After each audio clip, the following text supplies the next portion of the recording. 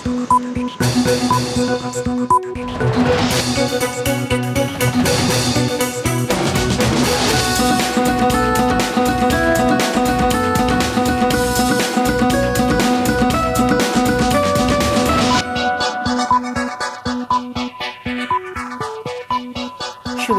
স্বাগত সন্ধ্যার মাছরাঙা সংবাদের সঙ্গে আছি আমি ইবতিসাম নাসিম মৌ। শুরুতেই গার্ডিয়ান লাইফ ইন্স্যুরেন্স সংবাদ শিরোনাম।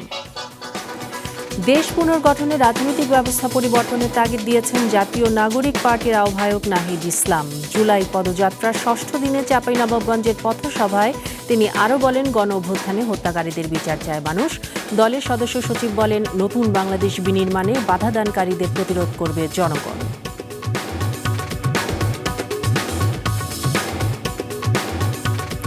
দর্শক, চলমান সংস্কার আলোচনার কিছু বিষয়ে কয়েকটি দলের সাথে একমত হতে পারেনি বিএনপি, যার সমালোচনা করছে দলগুলো। বিএনপি মহাসচিব বলছেন, এসব অজুহাত দিয়ে তাদেরকে সংস্কার বিরোধী দেখানোর চেষ্টা হচ্ছে। উল্টো নতুন নতুন প্রস্তাব দিয়ে সংস্কার প্রলম্বিত করার চেষ্টা হচ্ছে। তার আরেক অনুষ্ঠানে তিনি জাতীয় স্বার্থে সবাইকে এক থাকার আহ্বান জানান। এবং ৮ বছর ধরে দেশের চামড়া রপ্তানির আয় ঘুরপাক খাচ্ছে $1 বিলিয়ন ঘরে। কেন্দ্রীয় বর্জ্য শোধনাগার কাজ না করায় ট্যানারিগুলোর লেদার ওয়ার্কিং গ্রুপের সনদ নেই। এতে ইউরোপের বড় ক্রেতা হাতছাড়া হচ্ছে। সুযোগ সিন্ডিকেট করে কম দামে চামড়া কিনছে চীন। সংশ্লিষ্টরা বলছেন, এই চক্র থেকে বের হতে হবে দ্রুত।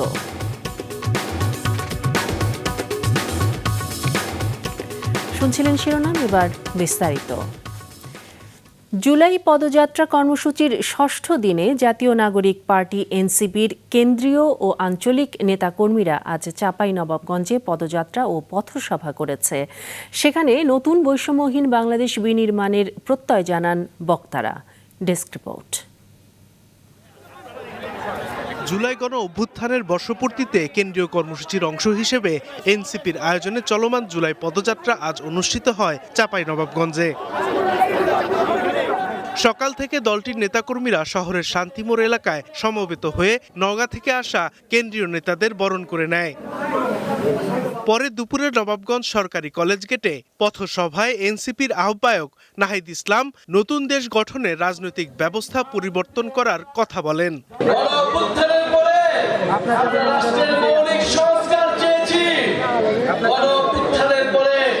আমরা গণহত্যাকারীদের বিচার চেয়েছি, আমরা জুলাই ঘোষণাপত্র এবং জুলাই সনদ চেয়েছি।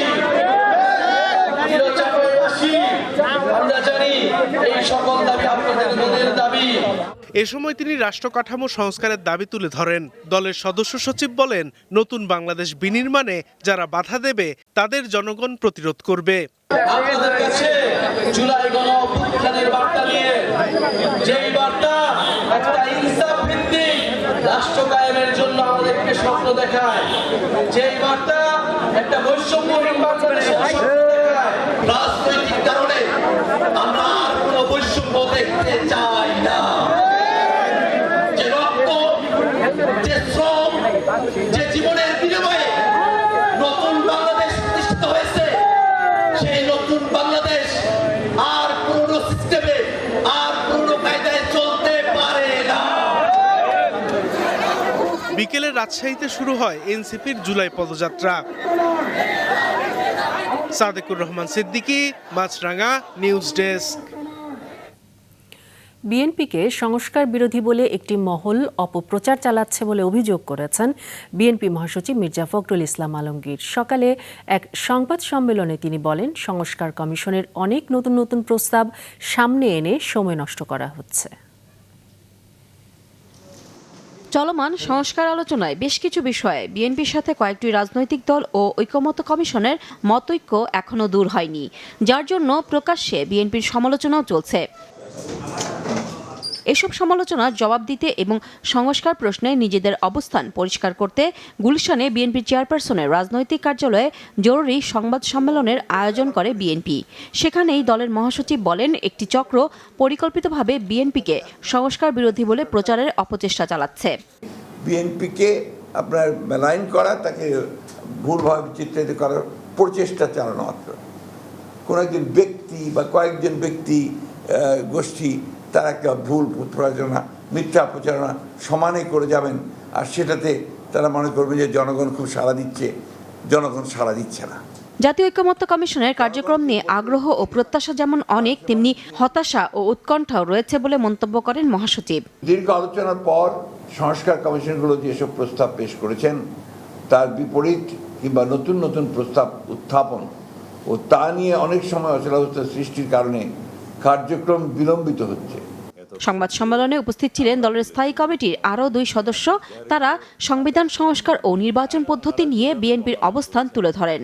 দীর্ঘ আলাপ আলোচনা আমাদের কাম্য নয়। এই বিষয়ে আরও অল্প সময়ের মধ্যে সবার সাথে আলোচনা করে মানে খুব গুরুত্বপূর্ণ পয়েন্টগুলোতে, সাংবিধানিক বিষয়গুলোতে ঐকমত্যে আসা যাবে। বিশেষ কোনো দলের সুবিধা হবে এরকম সিস্টেমে, সে কারণে করতে হবে, এটা কোনো এটা হয় না। সংবাদ সম্মেলনে নির্বাচন নিয়ে এক প্রশ্নের জবাবে মির্জা ফখরুল বলেন, নির্বাচনকে যারা বিলম্বিত করতে চায় তারা নিশ্চয়ই গণতন্ত্র ও জুলাই আন্দোলনের পক্ষের শক্তি নয়। নির্বাচনকে যারা বিলম্বিত করতে চায় তারা নিশ্চয়ই গণতন্ত্রের পক্ষের শক্তি নয়, তারা নিশ্চয়ই জুলাই আগস্টের বিপ্লবের পক্ষের শক্তি নয়। আরেক প্রশ্নের জবাবে তিনি বলেন, বিএনপি জুলাই সনদের বিপক্ষে নয়, বরং তারা জুলাই ঘোষণাপত্র নিয়ে অনেক আগেই মতামত জানিয়েছে। এদিকে বিকেলে রাজধানীর এক হোটেলে জাতীয় নিরাপত্তার স্বার্থে জাতীয় ঐক্য অপরিহার্য শিরোনামে এক সেমিনারে মির্জা ফখরুল ইসলাম আলমগীর বলেন, দ্রুতই গণতন্ত্রে ফিরে যেতে সবাইকে একসাথে কাজ করতে হবে। রাষ্ট্র ব্যবস্থার মেরামতের কথা আমরা বলেছি। নুরুন নাহার উইলি, মাছরাঙা সংবাদ, ঢাকা। দেশের প্রক্রিয়াজাত চামড়ার 60%-ই ক্রেতা চীন। ট্যানারিগুলোর LWG সনদ না থাকায় ইউরোপের বড় ক্রেতা নেই, যার সুযোগ নিচ্ছে চীনা আমদানিকারকরা। অন্য দেশে রপ্তানি বাড়াতে সিটিপির সক্ষমতা বৃদ্ধির পাশাপাশি যথাযথ পরিকল্পনা নিতে পরামর্শ দিয়েছেন বিশ্লেষকরা। রঞ্জিবুল মিজানের রিপোর্ট। 6 মাস আগে চীনা একটি ক্রেতা প্রতিষ্ঠানের কাছ থেকে 4 লাখ বর্গফুট প্রক্রিয়াজাত চামড়ার ক্রয় আদেশ পেয়েছিল আলমদিনা ট্যানারি। তখন প্রতি বর্গফুট চামড়া 85 সেন্ট দিতে চেয়েছিল ক্রেতা প্রতিষ্ঠানটি। প্রক্রিয়াজাত শেষে লেসকাট লবণে খাওয়ার অজুহাতে দর কমিয়ে 60 সেন্ট নির্ধারণ করে দেয় প্রতিষ্ঠানটি। অন্য ক্রেতা না পাওয়ায় সেই দরেই চামড়া বিক্রি করতে বাধ্য হন নূর মোহাম্মদ। এতে প্রায় 2 কোটি টাকা লোকসান গুনতে হয় তাকে। খরিদ্দারে চায় না রেগুলা, ওরা ব্যাংক ডাউনে থাকে, ওখানে বসে পরামর্শ করে যে আজকে আলমদিনার মাল দেখিয়েছে এই দাম বেশি, বুলুয়ার মাল দেখিয়েছে এই দাম বেশি। ওরা বসে পরামর্শ করে আরেকজনে ভাড়ায় যে এই দাম হইলে লেয়ালো। কিন্তু ওরা আমাদের দেশ থেকে নিয়ে করে LWG সার্টিফিকেট দিয়ে বিভিন্ন দেশে $1.40-50 করে বেচতে আছে। প্রায় একই অবস্থা সাভার চামড়া শিল্পনগরীর 143টি সচল ট্যানারি মালিকদের। তাদের হিসাবে বছরে প্রায় 25 থেকে 27 কোটি বর্গফুট প্রক্রিয়াজাত চামড়া রপ্তানি হয় বিশ্ববাজারে, যার 60%-ই ক্রেতা চীন।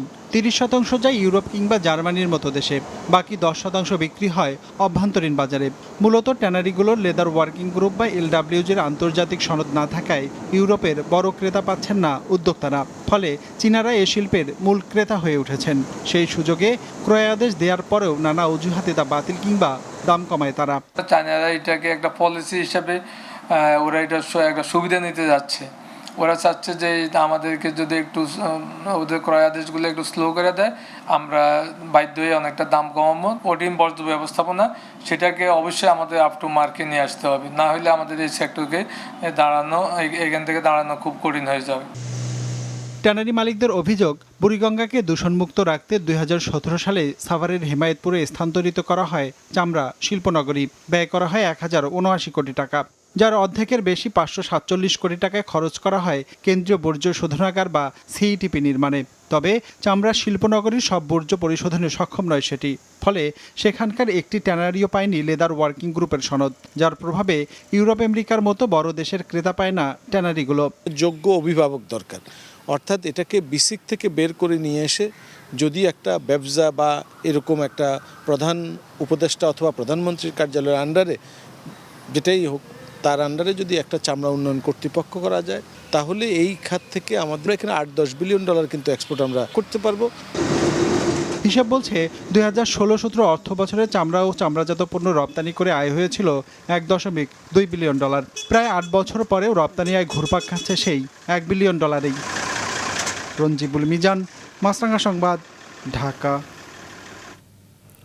ধর্মীয় ভাব গাম্ভীর্যের সাথে পালন হলো পবিত্র আশুরা। সকালে তাজিয়া মিছিল নিয়ে নগরীর বিভিন্ন সড়ক প্রদক্ষিণ করে শিয়া মুসলিমরা। অন্যায় অবিচারের বিরুদ্ধে কারবালার প্রান্তরে যে প্রতিবাদ প্রতিরোধের যুদ্ধ হয়েছিল তাকে ধারণ করে দেশ থেকে সব অন্যায় অবিচারের বিরুদ্ধে রুখে দাঁড়ানোর কথা বলেন তারা। ইসলামের ইতিহাসে মুহররম মাসের 10ম দিনটি বিশেষ গুরুত্বপূর্ণ। সত্য ও ন্যায় প্রতিষ্ঠায় মহানবী হজরত মুহাম্মদ সাল্লাল্লাহু আলাইহি সাল্লামের দৌহিত্র হজরত ইমাম হুসেন রাদিয়াল্লাহু তাআলা আনহু তার পরিবার ও সঙ্গী সাথী সহ কারবালার প্রান্তরে ইয়াজিদ বাহিনীর বিরুদ্ধে এক অসম যুদ্ধে শাহাদাত বরণ করেন। এই ঘটনা মুসলিম সমাজে অন্যায় অবিচার ও স্বৈরাচারের বিরুদ্ধে রুখে দাঁড়ানোর অনুপ্রেরণা দেয়। এই পতাকার মানে হলো এটা একটা মিছিল, সুখ মিছিল। আমরা সুখ মিছিল বের করি, ওনাদের জন্য আমরা সুখ দিবস পালন করি। লাল সবুজ নিশানের বেহেস্তা, পাঞ্জা আলম মাতম, দুলদুল ঘোড়া, খুনি ঘোড়া ও একটি জারি তাজিয়া দিয়ে সাজানো নগরীর প্রধান তাজিয়া মিছিলটি হোসনি দালান ইমামবাড়া থেকে বের হয়। Azimpur, Nilkhet, new market, science lab হয়ে ধানমন্ডি গিয়ে শেষ হয় মিছিল। কালো পোশাকে শোকাচ্ছন্ন মিছিলকারীদের হায় হোসেন ধ্বনিতে মুখর পুরো এলাকা। আরবি 61 হিজরিতে কারবালার প্রান্তরে যে হৃদয় বিদারক ঘটনা ঘটেছিল, রাজধানীর সড়কে যেন তারই পুনরাবৃত্তি। কারবালার ময়দানে যখন সকলে যুদ্ধের জন্য যাচ্ছিল, সে সময় তারা এক একটা করে নিশান নিয়ে যাচ্ছিলেন কারবালার ময়দানে। সেই নিশানকে উদ্দেশ্য করেই তাদের স্মৃতিতে জাস্ট এটাকে বের করা হয়। পুলিশ, র্যাব, সেনাবাহিনী ও গোয়েন্দা সংস্থার সদস্যদের নিরাপত্তা বলয়ে ঘেরা তাজিয়া মিছিলে শ্রদ্ধা জানাতে রাস্তার দুই পাড়ে জড়ো হন অসংখ্য মানুষ।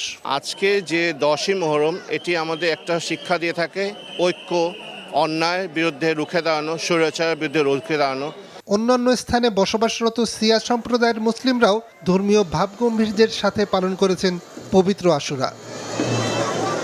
আজকের এই দিনটি মনে করিয়ে দেয় 1400 বছর আগে যে অন্যায় অবিচার হয়েছিল তার বিরুদ্ধে রুখে দাঁড়ানোর কথা। এই তাজিয়া মিছিল সেই ঐক্যের প্রতীক, যে ঐক্য নিয়ে মানুষজন রুখে দাঁড়িয়েছিল অন্যায়ের বিরুদ্ধে। নিয়াজ মোর্শেদ, মাছরাঙা সংবাদ, ঢাকা। পবিত্র আশুরা জুলুম ও অবিচারের বিপরীতে সত্য ও ন্যায় প্রতিষ্ঠায় মানবজাতিকে শক্তি ও সাহস যোগাবে বলেছেন প্রধান উপদেষ্টা ডক্টর মোহাম্মদ ইউনূস। দিনটি উপলক্ষে দেওয়া বাণীতে তিনি আরও বলেন, ইসলাম সত্য, ন্যায় এবং শান্তির ধর্ম। ইসলামের এই সুমহান আদর্শকে সমুন্নত রাখতে গিয়ে হজরত ইমাম হোসেন, তার পরিবারের সদস্য ও সহচরেরা শহীদ হন। তাদের এই আত্মত্যাগ পৃথিবীর ইতিহাসে চিরভাস্বর হয়ে থাকবে। দেশে কোনো জঙ্গি নেই, তাদের নির্মূল করা হয়েছে বলে জানিয়েছেন স্বরাষ্ট্র উপদেষ্টা জাহাঙ্গীর আলম চৌধুরী। দুপুরে শাহজালাল আন্তর্জাতিক বিমানবন্দরের কার্গো ভিলেজ পরিদর্শন শেষে সাংবাদিকদের প্রশ্নের জবাবে তিনি বলেন, মালয়েশিয়ায় আটক 3 জন জঙ্গি নয়, সম্প্রতি ফরিদপুর সহ যেখানেই মব তৈরি হয়েছে এবং এর সঙ্গে যারা জড়িত তাদের বিরুদ্ধে ব্যবস্থা নেওয়া হবে বলেও জানান স্বরাষ্ট্র উপদেষ্টা। নির্বাচন সংক্রান্ত অপর এক প্রশ্নের জবাবে তিনি জানান, নির্বাচনে আইন শৃঙ্খলা নিয়ে কোনো শঙ্কা নেই, পর্যাপ্ত নিরাপত্তার ব্যবস্থা করা হবে। বাংলাদেশে জঙ্গিবাদের কোনো অবস্থান নাই, এখানে কোনো ধরনের জঙ্গিবাদ নাই। আপনাদের সহযোগিতায় কিন্তু এখানে জঙ্গিবাদ নির্মূল করে দেওয়া হয়েছে। এটা ক্ষেত্রে আপনাদের ক্রেডিট সবচেয়ে বেশি। আপনারা সবাই কোনো ধরনের, আপনারা যে গত 10 মাসে কোনো একটা ইনফরমেশন দিতে পারছেন জঙ্গিবাদের? যমুনা নদীতে আলাদা রেল সেতু চালু হওয়ায় যমুনা সেতুর রেলপথ সরিয়ে নেওয়া হচ্ছে। সংশ্লিষ্টরা বলছেন, এই অংশ যোগ করে প্রশস্ত করা হবে সড়কপথ, এতে দুর্ঘটনা কমবে বলছেন ওই পথে যাতায়াতকারীরা। সিরাজগঞ্জ রিপোর্টার মাহমুদুল্লাহ হাসান উজ্জ্বলের প্রতিবেদন। নতুন যমুনা রেল সেতু উদ্বোধনের পর পাল্টে গেছে যমুনার সেতুর চিত্র। বন্ধ করে দেওয়া হয়েছে এ সেতু দিয়ে ট্রেন চলাচল, খুলে ফেলা হচ্ছে প্রায় 2 যুগের সাক্ষী সেই রেলপথ। মন্ত্রণালয়ের সেতু বিভাগের পাঠানো চিঠির পর সড়ক সেতু রেলপথ অপসারণের কাজ শুরু করেছে পশ্চিমাঞ্চল রেলওয়ে। 2 মাসের মধ্যেই এ কাজ শেষ হবে। পরে এই অংশে সেতুর 2টি সড়ক লেন বর্ধিত করা হবে। আমাদের একটা নির্দেশনা আসছে এটা অপসারণের জন্য কাজ করতে। যতটুকু জানি বিভাগীয় কর্তৃপক্ষ ওই যে রাস্তার প্রশস্ততা বাড়াবে, এই জন্য আর কি ওরা বলেছে আর কি। ধারণা করছি মাস 2 লাগবে। বর্তমানে যমুনা সড়ক সেতু দিয়ে প্রতিদিন 23 থেকে 25,000 যানবাহন পারাপার হয়। প্রত্যেকটি সড়ক লেন চওড়া 3.15 মিটার। দুটি লেনে পাশাপাশি চলতে বেগ পেতে হয় চালকদের। বিশেষ দিনগুলোতে যানবাহনের চাপ দ্বিগুণ হয়ে যায়। ওভারটেকিংয়ে ঘটে দুর্ঘটনা। রেল লাইন তুলে ফেলা অংশে সড়ক লেন বর্ধিত করলে এ সমস্যার সমাধান হবে বলে মনে করেন যানবাহন চালক, মালিক ও ব্যবসায়ীরা। এই দুইটি রাস্তা প্রশস্ত হলে আমাদের এই গাড়িগুলি নির্বিঘ্নে চলাচল করতে পারবে এবং দুর্ঘটনা রোধ হবে। আগের যে রেল লাইন ছিল ওই রেল লাইন যদি সরায়, পরিবহন মালিক, শ্রমিক মালিক এদের সুবিধা হবে, যাতায়াতের সুবিধা ভালো হবে, দুর্ভোগ হবে না, যানজট সৃষ্টি হবে না। যমুনা সেতুর রাস্তা এখন চাপা, যদি রেল কোচিং ওঠায় রাস্তা প্রশস্ত করে দেয় তাহলে আমাদের চলাচল করতে অনেক সুবিধা হবে। বর্তমান বাস্তবতায় সড়ক সেতুর উভয় লেন প্রশস্তকরণ পরিকল্পনার অংশ হিসেবে রেল ট্র্যাক অপসারণ করা হচ্ছে বলে জানান যমুনা সেতু সাইট অফিসের নির্বাহী প্রকৌশলী। রেল ট্র্যাক যে জায়গাটা দখল করে আছে প্রায় 3.5 মিটার জায়গা, এটা যদি আমরা সমান 2 ভাগে উভয় লেনে ভাগ করে দিতে পারি সড়ক লেনে, সেক্ষেত্রে আমাদের লেনের প্রশস্ততা 6.3 মিটার থেকে 8 মিটারে উন্নীত হবে। এতে করে আমাদের যে বর্ধিত ট্রাফিক, ইনক্রিজ ট্রাফিক অ্যাকোমোডেট করা সুবিধা হবে। পাশাপাশি ঈদের সময় যে অতিরিক্ত ট্রাফিক হয় বা দুর্ঘটনা ঘটে ওই সময় আমরা কিছুটা সুবিধা পাব। বর্তমানে যমুনা সড়ক সেতুর প্রশস্ত 6.3 মিটার। রেলপথ অপসারণ করে সড়ক লেন চওড়া করা হলে আরও 3 মিটার প্রশস্ত হবে সেতুটি। মাহমুদুল হাসান উজ্জ্বল, মাছরাঙা সংবাদ, সিরাজগঞ্জ। এবার আন্তর্জাতিক। যুক্তরাষ্ট্রে নতুন রাজনৈতিক দল গঠনের ঘোষণা দিয়েছেন বিশ্বের শীর্ষ ধনকুবের এবং বৈদ্যুতিক গাড়ি নির্মাতা প্রতিষ্ঠান টেসলার প্রধান নির্বাহী কর্মকর্তা এবং স্পেস এক্সের প্রধান ইলন মাস্ক। শনিবার নিজের মালিকানাধীন সামাজিক যোগাযোগ মাধ্যম এক্সে দেয়া এক পোস্টে মাস্ক জানান তার নতুন দলের নাম আমেরিকা পার্টি। নতুন দলটি যুক্তরাষ্ট্রে প্রচলিত 2 দলীয় রাজনৈতিক কাঠামো রিপাবলিকান ও ডেমোক্রেটিক পার্টির বিকল্প হিসাবে কাজ করবে। কয়েক সপ্তাহ আগে যুক্তরাষ্ট্রের প্রেসিডেন্ট ডোনাল্ড ট্রাম্পের সঙ্গে প্রকাশ্য বিরোধে জড়িয়ে পড়ার পর এই ঘোষণা দিলেন মাস্ক।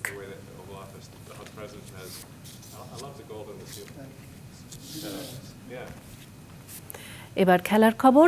শ্রীলঙ্কার বিপক্ষে সিরিজের তৃতীয় ও শেষ ওয়ানডে খেলতে কলম্বো থেকে পাল্লেকেলে পৌঁছেছে বাংলাদেশ ক্রিকেট দল।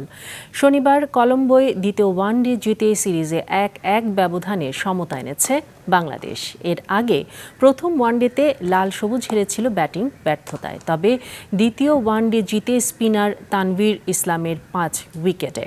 পাল্লেকেলেতে এর আগে স্বাগতিক দলের বিপক্ষে 2টি ওয়ানডে খেলেছিল বাংলাদেশ। 2013 সালের ম্যাচটা হারলেও 2023-এর ওডিআই জিতেছিল বাংলাদেশ।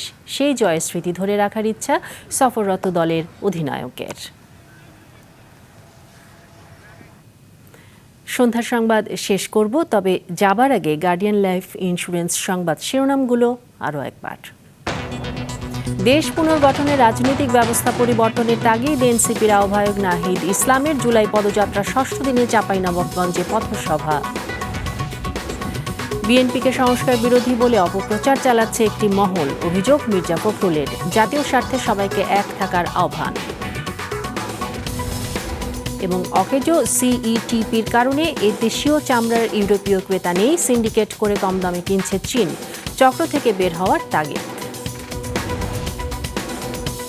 এই ছিল সন্ধ্যার সংবাদে। ফেসবুকে আপডেট পেতে ভিজিট করুন মাছরাঙা টেলিভিশনের পেজে। ইউটিউব চ্যানেলেও দেখতে পারেন আমাদের সংবাদ, প্রতিবেদন এবং অনুষ্ঠান। দর্শক, করোনার সংক্রমণ ফের শুরু হয়েছে এবং তা বাড়ছে। এ থেকে সুরক্ষিত থাকতে ব্যবহার করুন ফেস মাস্ক। এতক্ষণ সঙ্গে থাকার জন্য ধন্যবাদ জানিয়ে আমি ইফতিশাম নাসিম মৌ শেষ করছি সন্ধ্যার মাছরাঙা সংবাদ। এই দিন এইভাবে।